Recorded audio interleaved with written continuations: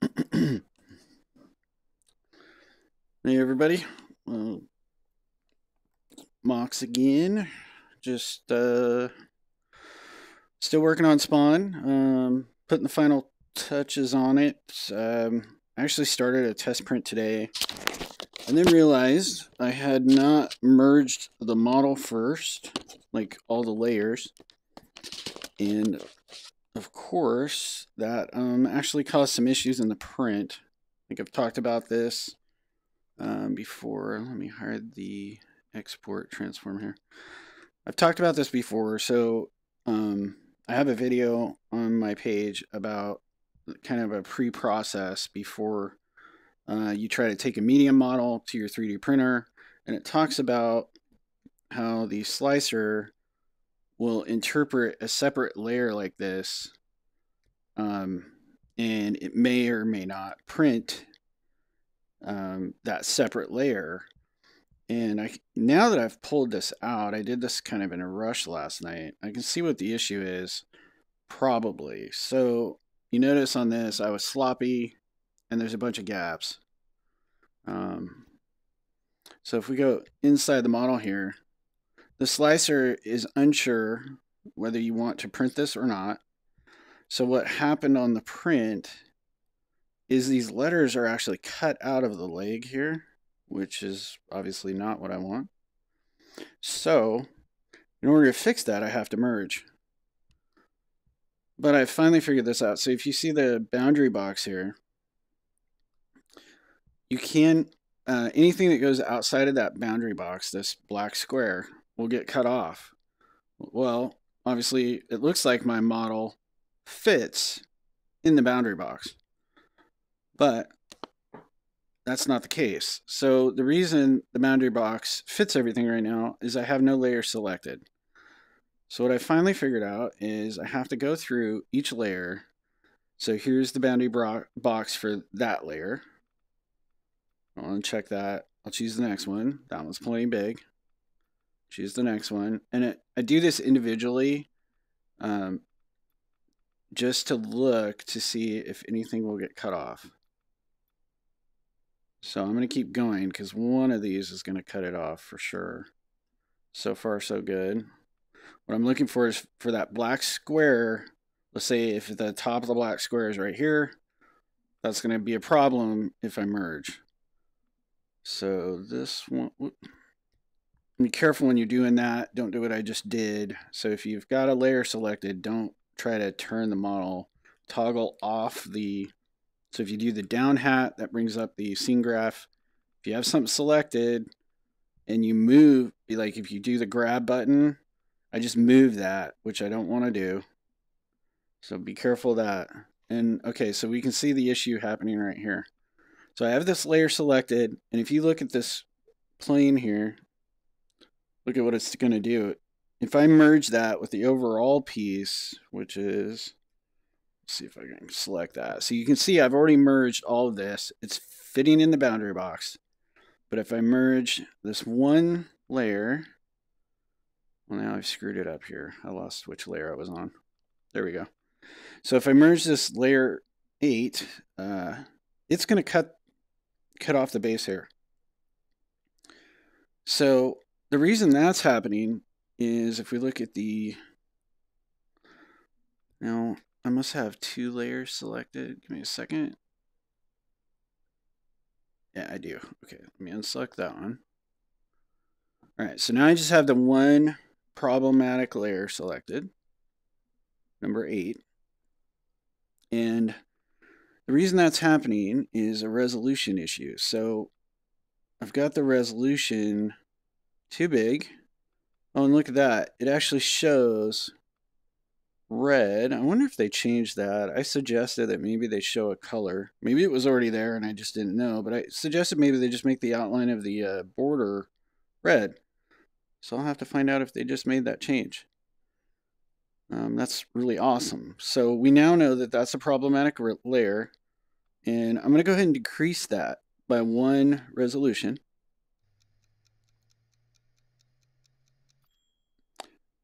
And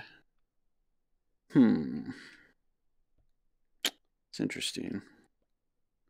It did not do what I expected it to do. Let's try to select it again.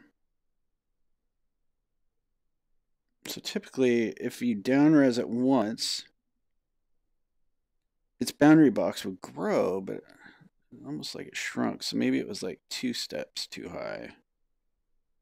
Let's see here. Where'd it go? Layer 8.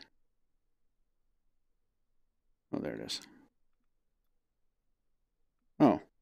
Well, now if I reselect it, look, now the boundary box is big enough. Cool. So I'm going to go continue on through these. So let me go back down, unselect that one. This might seem like a pain, but it's well worth doing. And really, the resolution, the ways it was explained to me is you have an overall space within Medium that you're sculpting. And if you up the resolution, I believe it is making that piece bigger in the overall space of the entire scene, which allows you to pack more detail onto that object, that particular layer. It is a really cool feature. It saves memory, I imagine. So if you need something highly detailed, you could have just one piece of the model with that higher resolution, say the face or something like that, or some highly detailed piece like the gauntlet here. You might need higher resolution if you want all these details. But something that's real basic like the leg here that's only got a few curves to it could be fairly low resolution. So that lower resolution is going to save on memory. All right, so let's step back through these. So that one looks good. Well, looks good. Nope. No. That's a nested layer or a parent layer, but that one's cutting it off. So, oh, and that's the head, of course, which is not something I want to down-res, really. So I will have to show my other solution for this issue, which is the model is being cut off, but I don't want to change any resolution on the head itself. So the other trick that I've been trying out, and it seems to be working, is instead of merging everything, because ideally you could keep everything in this layered setup. And what I've been doing is just saving one, copy with it unmerged, and then for 3D printing, I'm merging everything, but I'm also dealing with this issue I've been talking about. And it's just time consuming. So a new thing that I've tried is taking the entire sculpt and just doing a file export, which takes every layer you can see and creates an OBJ file. So now you have an OBJ file outside of Medium. So you start a new sculpt, and then you do, once it's exported, you do a new sculpt, and then you do add mesh as clay.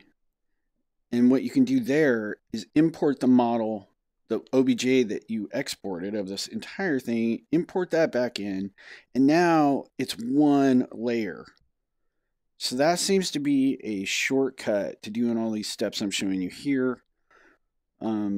And another cool part about doing that is it prompts you to say, okay, when you import this entire one object back into Medium, how much of the overall space do you want that model to consume? And it gives you a slider bar. If you chose, let's say, 2% of the overall space, it's going to be super tiny, and you're probably going to lose a lot of detail. If you do nearly 100%, it'll take up most of the square. But I've used that. In one case, I had like this big weapon that stuck outside of the box, and it was going to get cut off during merge. So I did the export, I re-imported it, I sized it down maybe to 90, and then it was just, enough space left in the overall environment for that to fit.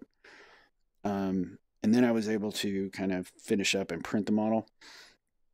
So I know this is a lot of information. I'm kind of all over the place, but again, this is just something I'm dealing with. I think it's very specific to 3D printing just because of how the slicer's interpreting the multiple layers. If there's any gaps or if anything over, layers over themselves, like I showed you with the name here and the leg, it's questionable whether it'll print. So I am just trying to figure out a consistent workflow that I can work through, ideally save or just work with a layered model like this, but get it out to a format that'll always work on my printer. And I'm still struggling with that, but I'm gonna figure it out at some point. So sorry for rambling. But again, just trying to help out people that are working with medium and 3D printing and maybe having some of these same issues. All right, enough rambling. Let's see. So we know that's a problem. Let's see, this one by itself is not an issue. That one's not an issue. Zoom out again. That one's an issue. So let's put that under 4.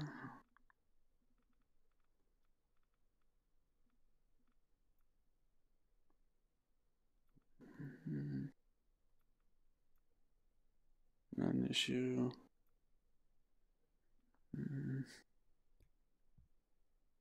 That one's good.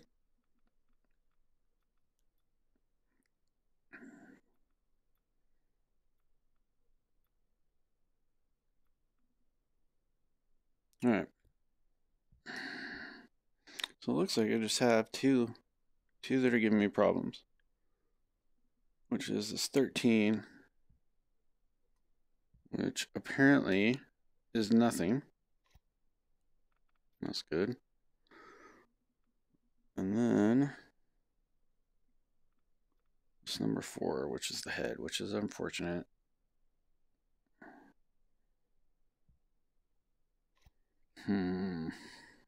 All right. So what I'm going to do here is I'm going to paint this so I can see the detail. I like using this clay color. Someone on one of the Medium live streams, Sculptor by trade, suggested using clay color, and it really does help. This is a metal texture. Let me change that to non-metal. And then if you change the lighting a little bit, you can get this really cool effect, which shows you the it just highlights the light and shadow really well. I'm going to delete this other light so you can see what I mean. So if we choose that, maybe push your light strength up a bit, and notice I get real dynamic light and shadow. I actually have this light nested under an object that's moving it with it. Let me put that. Oops. I'm going to assign that to, let's say, world. Let's see. Yeah, that did what I want. So now I can move the model and the lights stand put. So I like to put it like at an angle, the light, and then I can move the model, and now I can see like the shapes a lot better. So that's a cool trick. Hard to see with black though. So what I did this for is I'm going to try to merge, or I'm sorry, decrease the resolution. And you can see visually here, this is a much higher resolution, or maybe only one step up from the overall sculpt. Well, maybe not. The overall sculpt looks about the same. That's really odd. I really wish they would come up with a numbering system for the resolution. All right, so I'm going to decrease this by 1. And what I want to see is if I lose any detail. And it looks really like I didn't. So that's cool. So if we go back out and make sure we've got that layer selected. Is it getting cut off now? Looks like no. So that is typically how to work around this issue where you have to make sure everything stays within the working space if you're going to merge. So, but if you drop your resolution too much, you might lose details that you want to retain. In this case, I didn't, it looks like. So that's good. And then my other, what's the other layer that was giving us problems here? Oh, that's right. It was nothing. So this looks good. I'm going to go ahead and save this as... I always save additional copies because I have saved over... I've saved over one that I was trying to keep before, so I get in the habit of just doing way too many saves, but it's better than losing your work. All right. So now that I've apparently got the boundary box, everything fitting in the boundary box by down resing the head, I am going to go through now and try and remerge. I wish I could get this light out of my way. There we go. All right. So just going to take a couple layers here, hit the merge. Depending on how much detail there is or whatnot, it'll go quick or fast. These are going super quick. So merge. All right, that one's hidden, so I don't want to merge that.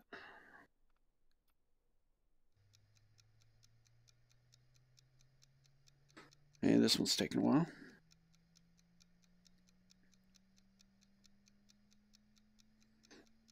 So I'm just going to step through, merge all these layers.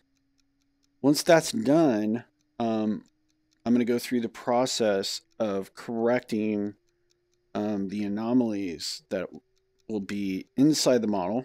I have another video on YouTube that talks about prepping your model for export.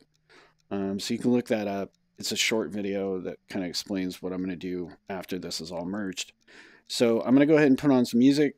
If you guys want to watch, you can. I'm probably going to merge the model, maybe make a few minor tweaks, and then export it. And we're going to get this printing again, hopefully with a full, model, a single piece that won't have any printing issues. The slicer wants you to have a completely, like a shell.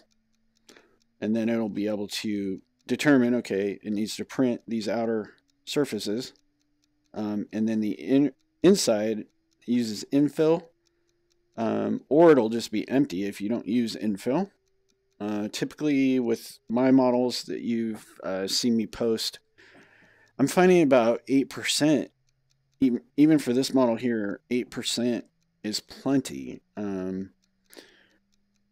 For the outer shells or the outside layers, I do 4 layers, and that seems to be creating a lot of strength. The combination of the infill of 8% and 4 layers on the outside.